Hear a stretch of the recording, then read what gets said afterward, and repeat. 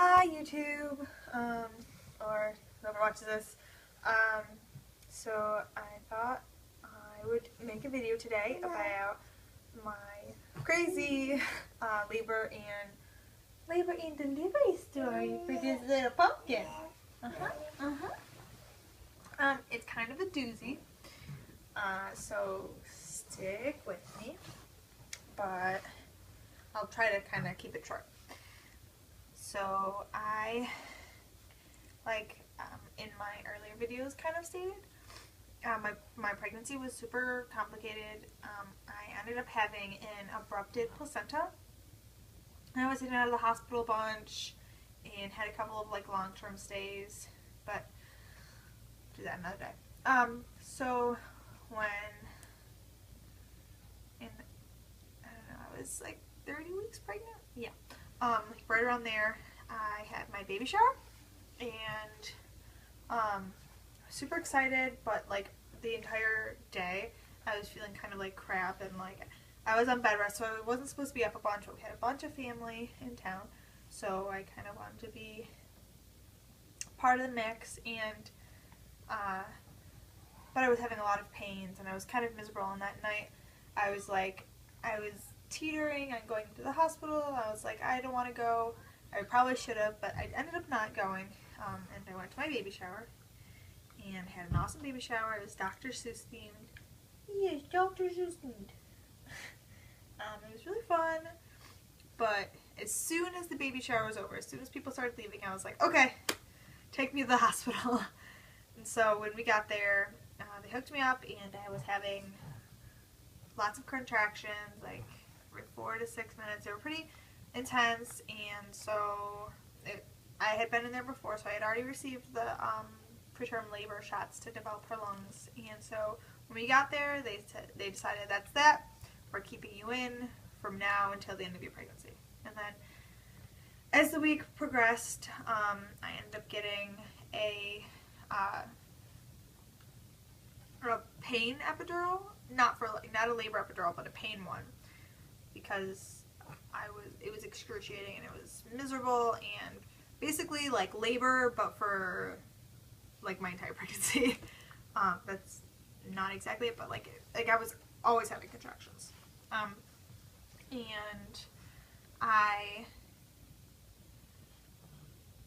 was miserable, and I was in a lot of pain. So I had a pain epidural, and I was really scared to get that because I'm needle freak. I don't like them. And then a couple days after I got it, it started leaking. I had set up to get my lovely bath.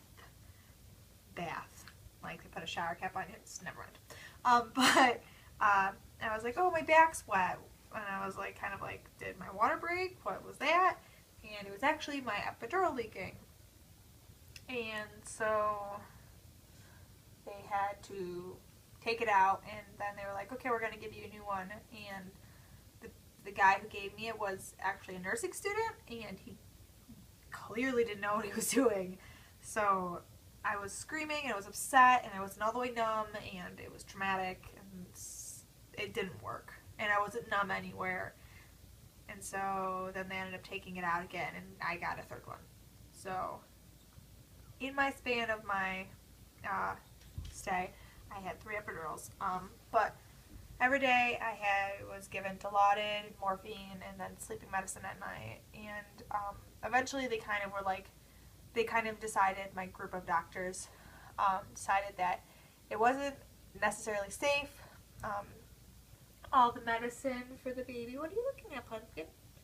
Yeah? All the medicine wasn't really safe for the baby, so they decided to induce me and they were going to induce me at 34 weeks. And so it's kind of like a waiting game at that point, controlling my pain, getting me sleep, and making sure baby was safe. When I got to the day of my induction, they started giving me the medicine, the first stage, which is to kind of open your cervix. They were like, after they had given it to me, they were like, oh, we should check your baby's positioning. So they checked her, and she was breech. And we were just like, oh, well, never mind. No more induction. You're going to have a C-section. Yeah, C-section.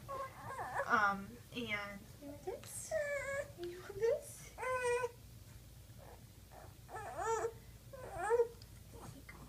So I was really scared, and I didn't know what I should do because, like I said, I had a big fear of needles, and they were just like, you can decide.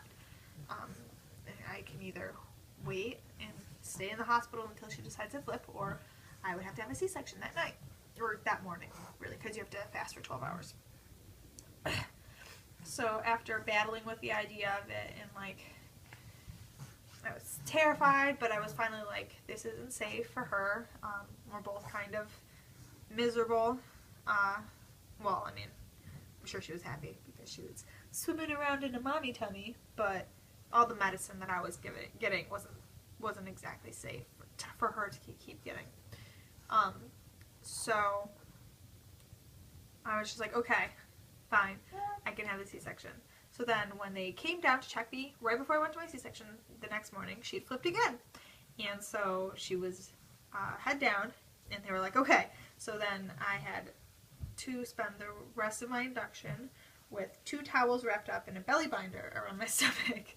And that sucked big time. It sucked big time. But my labor with the Pitocin, I was in non-active labor for 2 days. I was having contractions, and then kind of like, it was kind of goofy because the night nurses, they wanted to get things going, like they would turn it all the way up, and then by morning time, the morning nurses would turn everything down. And so it was kind of frustrating because not everybody was on the same page, and it didn't seem like some people were okay with, never mind. But so it took a long time, and at first I was in real active labor, and like I was having contractions every 2 to 3 minutes. They were right on top of each other, and then they kind of just slowed down, and we didn't really know why, but we were just keep going. And it was actually funny. My bag of Pitocin, it kept beeping, and it said line occlusion, but they were kept being like, oh, it's just broken, it's fine. But I'll get to that. So eventually, now mind you, my family had been in the hospital on and off since I had been admitted, so almost 4 weeks. Since the Pitocin had started, they had been there every night because my sister was supposed to be there when I delivered Charlie, and it was supposed to be my sister and my boyfriend, fiance thingy, in the room when I had her. So we were finally like, we're not going to have her tonight. It's fine. You guys can go home. Don't worry about it.